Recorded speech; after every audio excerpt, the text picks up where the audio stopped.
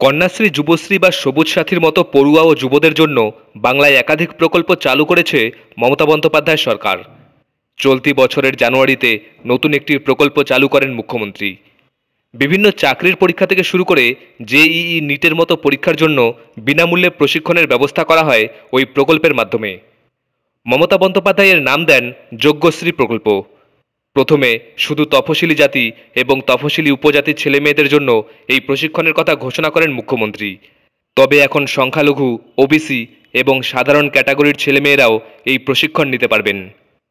কিভাবে এই প্রকল্পের নাম নথিভুক্ত করবেন সুবিধাপ্রাপকরা, আর কি কি নথি দরকার প্রকল্পের নাম নথিভুক্ত করার জন্য, এক নজরে জেনে নিন। যোগ্যশ্রী প্রকল্পে বিভিন্ন প্রতিযোগিতামূলক পরীক্ষা ও সরকারি চাকরির পরীক্ষার জন্য বিনামূল্যে প্রশিক্ষণ দেওয়া হবে। প্রতিযোগিতামূলক পরীক্ষার প্রশিক্ষণের জন্য রাজ্য জুড়ে 50টি সেন্টার তৈরি করা হবে। এখানে প্রতিযোগিতামূলক পরীক্ষার জন্য সুবিধাপ্রাপকদের বিনামূল্যে প্রশিক্ষণ দেওয়া হবে। আবার সরকারি চাকরির পরীক্ষার প্রশিক্ষণের জন্য রাজ্য জুড়ে 46টি সেন্টার থাকবে। যোগ্যশ্রী প্রকল্পের নাম নথিভুক্ত করতে যে নথিগুলো প্রয়োজন সেগুলি হলো আবেদনকারীর আধার কার্ড, আবেদনকারীর পাসপোর্ট আকারের ছবি, আবেদনকারীর বাসস্থানের শংসাপত্র, প্যান কার্ড, আয়করের শংসাপত্র এবং আবেদনকারীর মোবাইল নম্বর।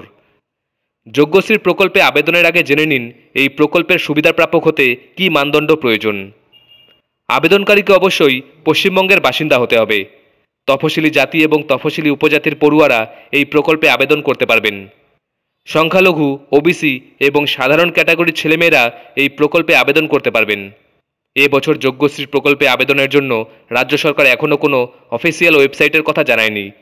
সরকার অফিসিয়াল ওয়েবসাইটের কথা ঘোষণা করার পর পড়ুয়ারা সেই ওয়েবসাইটে গিয়ে আবেদন করতে পারবেন।